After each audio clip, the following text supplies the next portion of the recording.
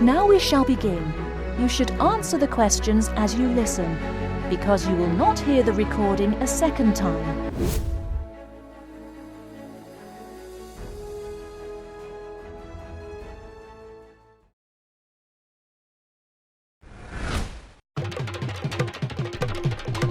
Now we shall begin.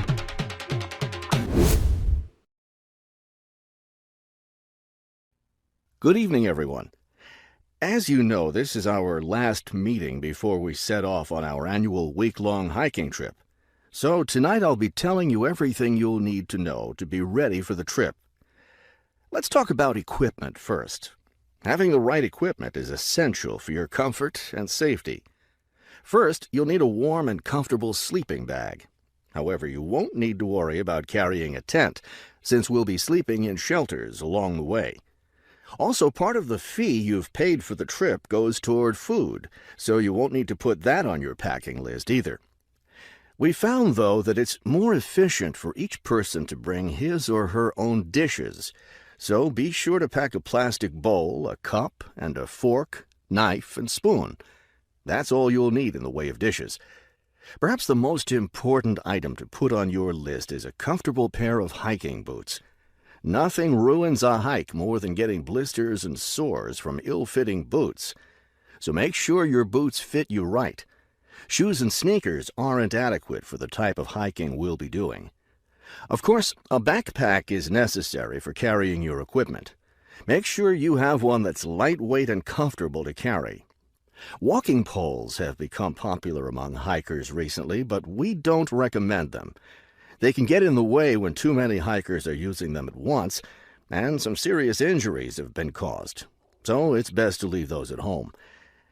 Let's see, what else? Oh, yes, some people have asked me about trail maps.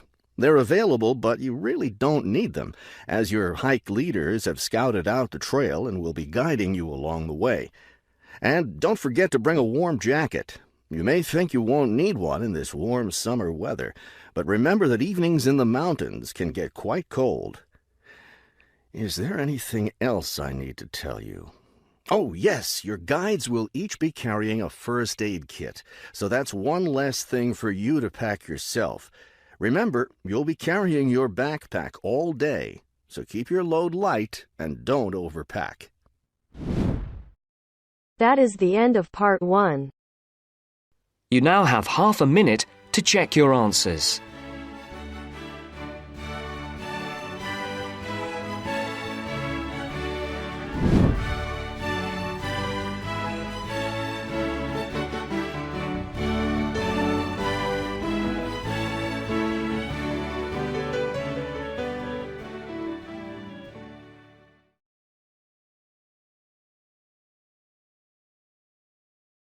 Now turns to part 2. Part 2. You will hear a female and a male student talking to a female tutor about a self-evaluation form. You should answer the questions as you listen, because you will not hear the recording a second time. Listen carefully to the first part of the conversation .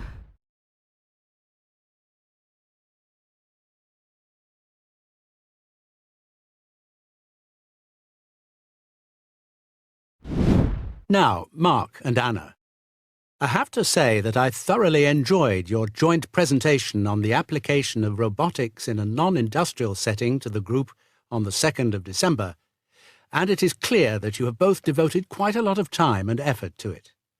Have you had a chance to fill in the self-evaluation form for the session? Yeah, we have. So, Mark, what do you think overall? Well, generally I felt the presentation worked very well. In fact, we seemed to hold the attention of the others throughout, and the pace of delivery was fairly even, as were the range of activities we organised. I agree with Mark, but I'm not sure we were comprehensive or academic enough. No comment, really, except that I don't think there was any question of it not being thorough. I think we were a bit too chatty and too jokey at times, rather than formal. OK, what do you think were the best areas, and which do you think can be improved on? Well, everything could have been improved on. I felt very good about the handouts. We'd spent a lot of time putting them together. They had a very professional appearance as we bound them into a booklet. To me, the handouts were the best part, as we had a very extensive bibliography and the booklet seemed to go down well. The booklet you did for the handouts certainly showed you had done a lot of work. But I think that you put too much material into it, and people got distracted by it. Perhaps you could have cut the handouts by about a third. I see. When I come to think about it, maybe you're right. OK. But there were times in the middle of the presentation where things did go a bit astray. I think that was my fault when I got the PowerPoint slides out of sequence and I had difficulty getting back on track. I also think we rated our technical ability too highly, especially when operating under pressure. I had never done a presentation with technical equipment before, so it was a steep learning curve for me in particular. Yes, I think you could have done with a bit more practice with the equipment beforehand.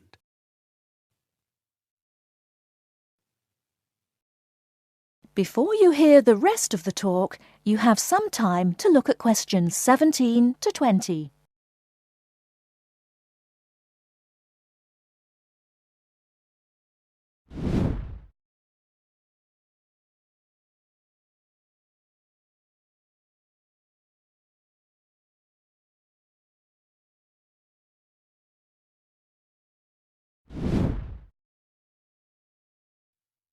What about the next item on the feedback form? The aims and objectives. I think they were very focused and we followed them through well, I think.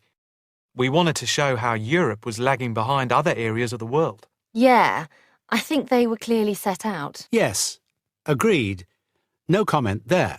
The diagrams and charts were appropriate. Yes, I have put that too.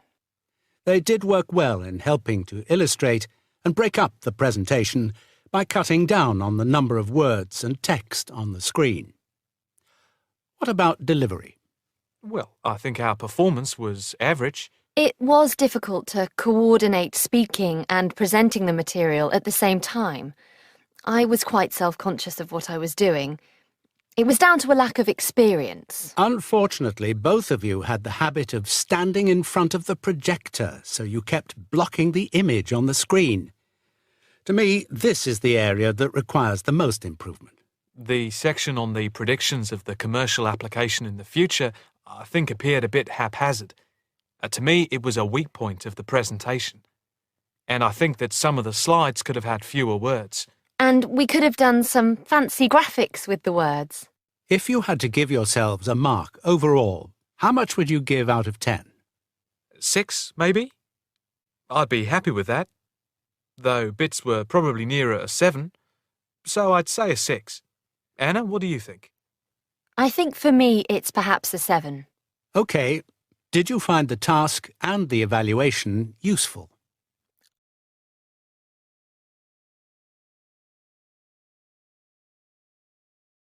That is the end of part 2.